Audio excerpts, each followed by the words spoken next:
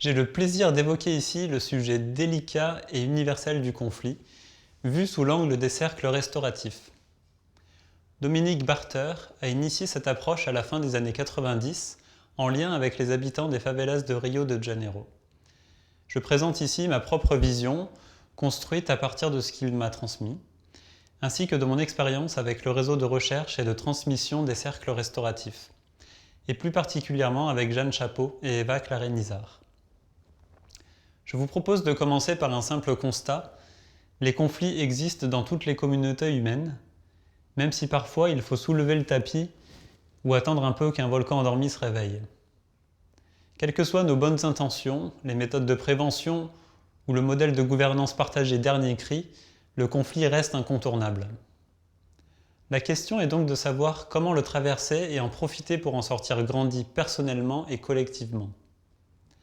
Un autre constat. Les modalités pour répondre au conflit ne sont en général pas ou peu explicitées. C'est donc nos habitudes, nos schémas hérités du passé qui conditionnent par défaut comment nous nous comportons en cas de conflit. Par exemple en cherchant le ou les fautifs pour les sanctionner ou s'en séparer. J'ai pu observer deux tendances naturelles. La première, qui est la mienne, est celle d'éviter le conflit, d'être dans le déni inconscient ou semi-conscient, détourner le regard en espérant que ça passe. La seconde tendance est de mettre un bon coup de pied dans la fourmilière, quitte à brusquer la situation pour que tous ceux qui s'en détournent ne puissent plus faire semblant. Le point commun que je vois entre les deux est le sentiment d'impuissance face au conflit, qui est à l'origine de comportements qui peuvent parfois être violents ou irrationnels. À mon sens, se former à telle ou telle méthode de résolution de conflit est secondaire. L'enjeu principal est de faire la paix avec le conflit. En questionnant notre rapport au conflit, nous sommes amenés à le voir comme le simple symptôme d'un dysfonctionnement global de l'organisation.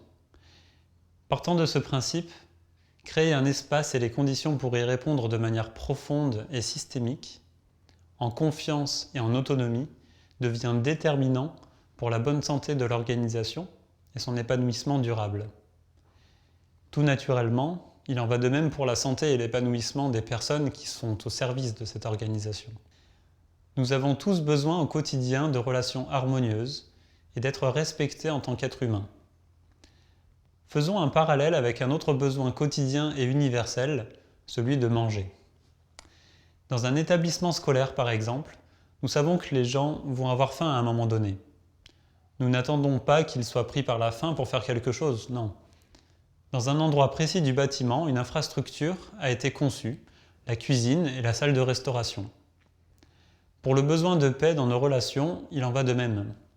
Le système restauratif est l'infrastructure qui permet de vivre les conflits en cohérence avec nos valeurs et de restaurer la qualité de nos collaborations. Il contient la vision, le cadre de la réponse au conflit et génère la motivation, la confiance et la sécurité nécessaire pour aborder les conflits ouvertement dans le collectif. Sans ce système explicite et consenti, il n'y a pas d'espace et souvent pas suffisamment de temps, de soutien ni de légitimité pour pouvoir poser les conflits sur la table. J'observe que le conflit se manifeste toujours simultanément dans trois dimensions, à des degrés variables. La dimension personnelle, interpersonnelle et organisationnelle. En prenant en compte ces trois composantes, et en particulier la dernière, sa résolution entraîne nécessairement des solutions de type gagnant, gagnant et gagnant. Dans un cercle restauratif, trois catégories de personnes sont présentes. L'auteur d'un fait donné, le receveur de l'acte en question et le collectif. Cela génère une intelligence collective permettant l'émergence de solutions créatives. Vous trouverez le processus type qui a émergé au Brésil et d'autres aspects essentiels dans la fiche de lecture. Un principe essentiel de cette approche est de rendre l'organisation autonome pour répondre aux conflits qu'elle traverse. Cela augmente les chances que le conflit soit pris en compte au plus tôt et de s'épargner la douleur d'un conflit oublié trop longtemps. Enfin, en étant moins tributaire des ressources extérieures, l'organisation devient aussi plus résiliente. Voyons maintenant concrètement comment mettre en place un système restauratif. Un cheminement par étapes permet de définir une intention commune concernant la manière de répondre au conflit, puis de mettre en place une première version opérationnelle du dispositif. Un temps de formation et d'entraînement s'ensuit, puis le dispositif est ensuite testé grandeur nature sur des conflits pour en évaluer les effets. Par essai et erreur, l'organisation réajuste de manière dynamique son système restauratif. Mettre en place un système restauratif peut être très utile sur le chemin d'une réorganisation du mode de gouvernance.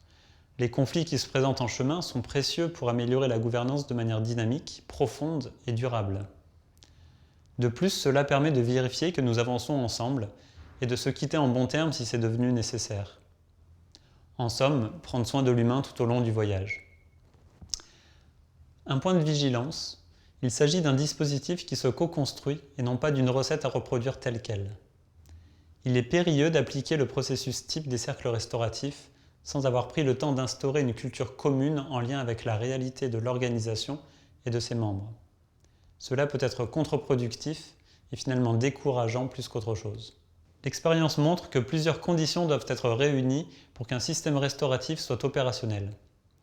Elles sont détaillées dans la fiche pédagogique. Pour conclure, je dirais qu'adopter cette nouvelle manière d'appréhender le conflit ne se décrète pas. C'est un changement de paradigme qui gagne à être soutenu par des personnes ressources expérimentées dans une posture d'accompagnant pour favoriser l'autonomie du collectif. J'espère que cette entrée en matière vous a donné le goût d'aller plus loin. Le meilleur moyen de découvrir cette approche reste d'en faire soi-même l'expérience.